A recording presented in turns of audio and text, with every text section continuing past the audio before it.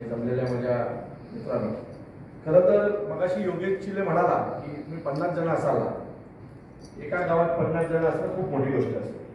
कारण आम्ही पाहतो त्यावेळेला काम करतो ग्रामीण भागामध्ये, त्यावेळेला एक एक शाखा उभी करताना 5-5, 2-2, 5-5 जण जमा करून ती शाखा उभी करावी लागते. एखाद्या गावात त्या गावाची लोकसंख्याच मुळात 700-800 वगैरे असेल, त्यातनं जर 50 तरुण पोरं जर महाराष्ट्र नवनिर्माण सेनेत काम करत असेल तर असं पकडायचं की ते गाव मनसेसाठी मजबूत गाव आहे.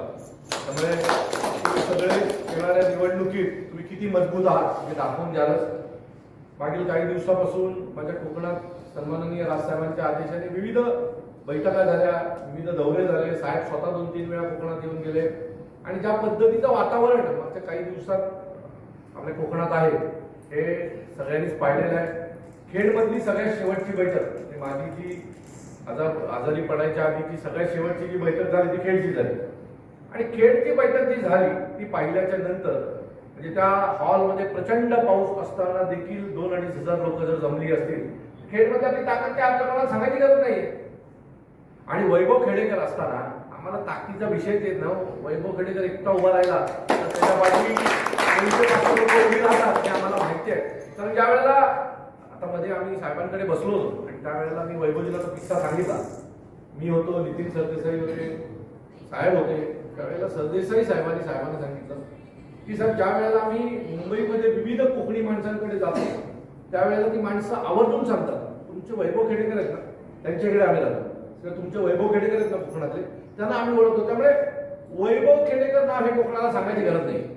कोकणातल्या प्रत्येक घरात, मुंबईच्या प्रत्येक घरात जे कोकणी माणसं जी मुंबईमध्ये राहतात त्यांच्या प्रत्येकांच्या घरात वैभव खेडेकर हे नाव नीट माहिती आहे.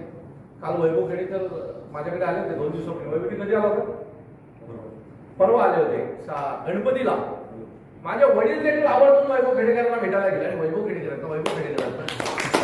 तो घरात मोठा मुलगा असताना देखील वैभव खेडेकरला बघितल्याच्या नंतर माझ्या गावातनं कोणीतरी आला याचा आनंद त्यांच्या चेहऱ्यावर मला त्यावेळेला दिसला. तो असा जर एखादा नेता आमच्याकडे असेल, असा जर कोकणात नेतृत्व करणारा माणूस आमच्याकडे असेल तर आम्हाला कुठल्याच प्रकारची भीती नाही. आम्हाला खात्री आहे आज नाही उद्या महाराष्ट्र नवनिर्माण सेना वैभव खेडेकरांच्या रूपाने आमदारीची निवडून वेळ लागेल, प्रत्येकाला वेळ लागेल. कुठलीही गोष्ट चप्पा घडली की लगेच सुरू होते असे नाही. आम्ही चांगले दिवस बघितले, आम्ही 13 आमदार बघितले, सगळं पाहिलं. आम्ही वाईटही दिवस पाहिले. पण एक लक्षात ठेवा, जी काही कालच्या गावात जे काही झालं ना हे आधी शिवसेनेबरोबर व्हायचं बाळासाहेबांनी. आणि त्यातून ती जी पोरं उभी राहिली ती आमदार, खासदार, सरपंच, जिल्हा परिषद, ग्रामपंचायत याच्यावर ताबा मिळवलेली. मनाने हरायचं नाही. या सगळ्या गोष्टी होत राहतात. विरोध आम्हाला पण होतात. वैभव खेडेकरांना जेलला जाईपर्यंत विरोध झाला. आम्ही कोणी थकलो नाही, हरलो नाही. उलट ज्या ज्या वेळेला विरोध झाला त्या वेळेला लढायची ताकद आमच्या दुगणीने वाढली, दुपटीने वाढली. त्यामुळे ही अशी फालतू माणसं होत राहतात, वागत राहतात. हे फक्त पदाने मोठी झाली, बुद्धीने मोठी नाही झाली. ज्या राजसाहेबांच्या घरात तुम्ही जाऊन चहा पिता, 100 वेळा चपला घासता आणि त्यांच्याच पक्षाची शाखा ज्या वेळेला तुमच्या तालुक्यात येते त्यावेळेला तुमच्या पोटात का दुखावं? आणि एवढंच जर स्वाभिमान असेल तर आमच्या बंगल्यावर जाऊ नका हो, लाचारी करू नका हो, न सांगता आमच्या प्रवक्ते होऊ नका हो. म्हणजे एका ठिकाणी आम्हाला तुम्ही चांगल्या गोष्टी दाखवायच्या आणि दुसऱ्या ठिकाणी आमच्या कार्यकर्त्यांना नावायचं. तुम्ही 50 खोके घेतलेत, आम्ही नाही घेतले. आमच्या शाखा, आमच्या पदाधिकाऱ्यांनी 1 लाख रुपये जे खर्च केले ते स्वतःच्या बायकोचे दागिने घाण घेऊन केले असतील, मी लिहून देतो. तुमच्यासारखे जमीन विकून 50 खोके नाही घेतले. बाळासाहेबांची शिवसेना फोडून आम्ही पैसे नाही घेतले. आमचा प्रत्येक शाखा अध्यक्ष आहे ना स्वतःच्या मेहनतीने जे जमा केलेले घरात पैसे असतात ना त्यातनं ते त्या सगळ्या गोष्टी करत असतो. असो, या सगळ्याचं प्रत्युत्तर आम्ही देऊ. वेळेची वाट पाहतोय. ज्या दिवशी वेळ मिळेल त्या वेळेला घरात घुसून उत्तर देऊ. एवढं ज्यांना पदं देण्यात आली त्या सगळ्यांचं मनापासून अभिनंदन.